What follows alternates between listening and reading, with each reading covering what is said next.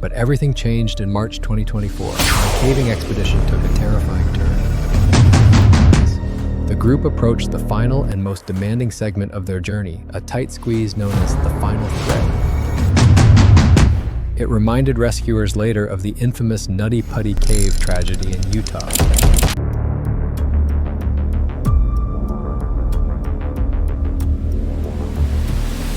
For the first story, brace yourself. This one is intense.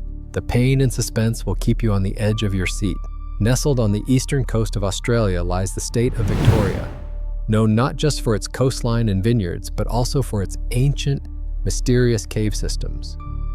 Archaeologists estimate that humans first settled in this region over 60,000 years ago, and among the earliest inhabitants were the Gundura people, who held great respect for the natural formations around them, including a maze of deep underground caverns they called the Silent Chambers.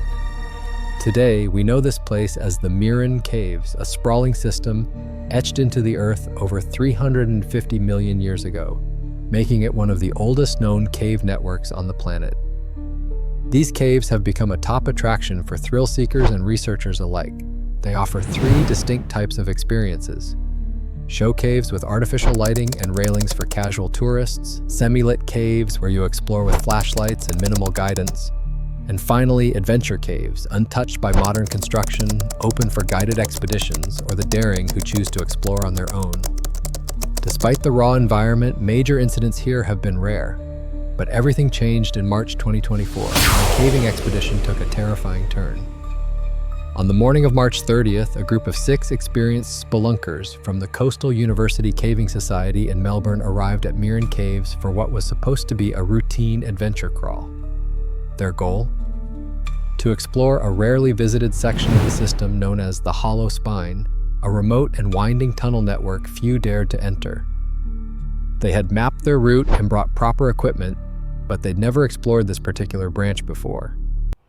After hours of ducking, crawling, and squeezing through narrow passageways, the group approached the final and most demanding segment of their journey, a tight squeeze known as the final thread. The first 4 members made it through with some effort, maneuvering their way past twists and jagged edges. But when Tim and Eliza, the last 2 in line, attempted the same route, everything began to go wrong. Tim led the way, sliding forward on his elbows, his backpack removed and pushed ahead of him. But as he reached a bend that dropped almost vertically, he found himself unable to twist his body the right way. A sharp edge of limestone jabbed into his side, locking him in place. He was completely wedged, unable to move forward or backward. Eliza, waiting just behind him, was stuck too. There was no other exit nearby. The most concerning part? Tim's body was now tilted nearly upside down, a position that places tremendous strain on the human body. It reminded rescuers later of the infamous Nutty Putty Cave tragedy in Utah, where John Edward Jones lost his life after becoming trapped in a similar way. Tim remained calm at first and called for help, but the rest of the group, already beyond the narrow passage, couldn't return to assist. By 7:20 p.m., a call was made to local emergency services, and a specialized cave rescue unit began rushing to the scene. Within 2 hours, the rescue team arrived. The leader immediately recognized the danger of Tim's inverted posture. Medics squeezed through and passed him water, monitoring his vitals while the team came up with a plan. The only option was to chip away at the rock, pinning him in place. But doing so in a confined space surrounded by fragile limestone was a risky operation. The rescue lead, one of the few who could fit in the tight passage, entered the tunnel headfirst with a small drill and flashlight. Working under impossible conditions, he began carving away at the rock, all while trying not to send dust or debris into Tim's eyes and mouth. The temperature inside the cave had dropped significantly. Paramedics noted that Tim's core body temperature was slowly decreasing, a serious risk if the rescue took much longer. Meanwhile, Eliza, though physically unharmed, was mentally drained. She stayed quiet, breathing slowly, trying not to panic in the pitch-black chamber behind Tim. Hours passed, 10 to be exact. At 4:45 a.m. on Easter Sunday, the final piece of rock gave way. Tim was freed, his arms and legs were sore, and he was exhausted, but he managed to crawl out of the tunnel. Eliza followed shortly after. Though they were just 130 feet, or about 40 meters from the cave's entrance, the ordeal had nearly cost Tim his life.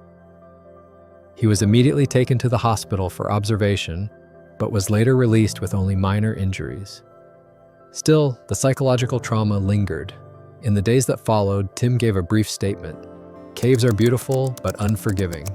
One wrong move down there and it could be your last." The Mirren Cave incident was a sobering reminder of the razor-thin line between thrill and tragedy, how just a few inches of space can determine the difference between life and death. Stretching nearly 10 miles long, over a mile wide, and reaching depths close to 500 feet, the lake is a dream for seasoned divers. Their goal was to practice cold water and high-altitude dive techniques, but signs of trouble surfaced long before they entered the water. Lana's family filed a $12 million negligence lawsuit against the dive school, the instructors, and Padco International.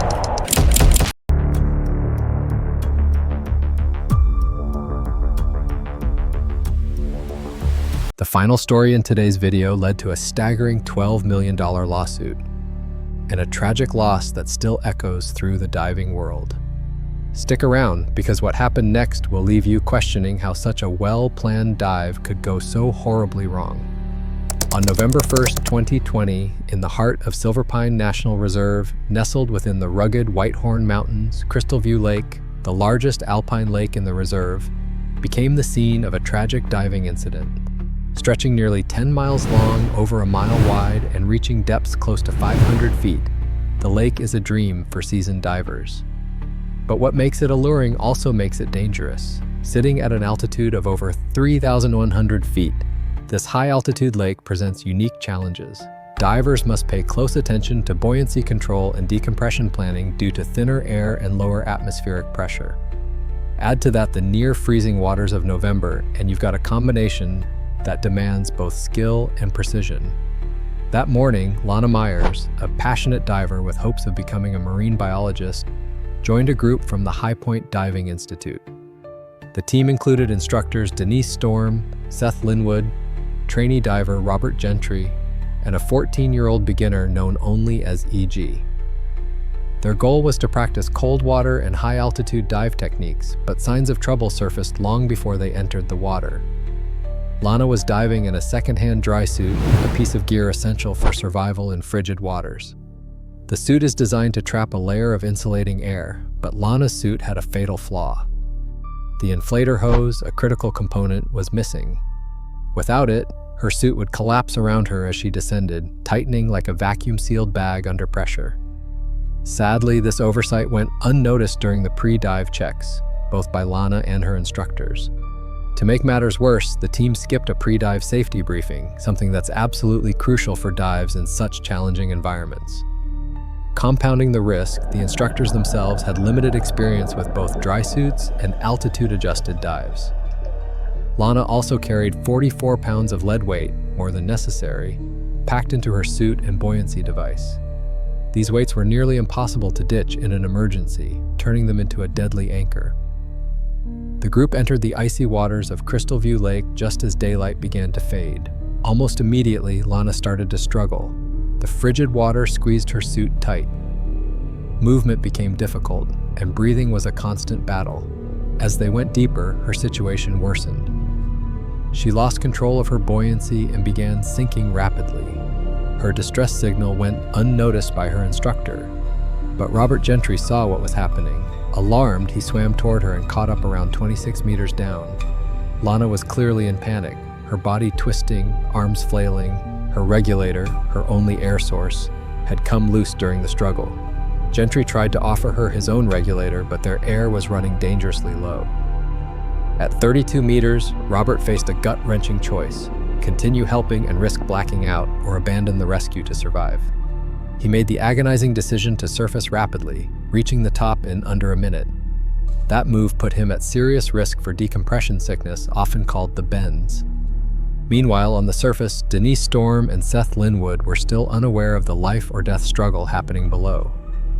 When Robert surfaced, gasping and frantic, he finally alerted the team to the unfolding disaster. Denise made a brief but failed attempt to locate Lana, but by then, darkness and cold had made the water nearly impossible to search safely. Later, a second dive was organized. At 39 meters deep, Lana's lifeless body was recovered. Her death sent shockwaves through the diving community. Friends and family remembered her as bright, curious, and driven, a young woman who loved the ocean and was determined to explore its depths. But the heartbreak didn't end there. Lana's family filed a $12 million negligence lawsuit against the dive school, the instructors, and PADCO International, the organization that certified the dive program. The lawsuit pointed to multiple failures: improper gear checks, insufficient training, and poor supervision. It also raised concerns about PADCO's role in ensuring that its certified instructors were following safety protocols. While the civil case eventually settled, federal investigators declined to pursue criminal charges, citing lack of evidence for gross negligence. Still, Lana's parents didn't stop. They began advocating for stricter regulations in the diving industry, calling for better instructor oversight, clearer safety procedures, and tougher certification requirements. Her story is a chilling reminder that even well-planned adventures can turn tragic in an instant, and that in high-risk environments like deep lakes or dark caves, every detail matters.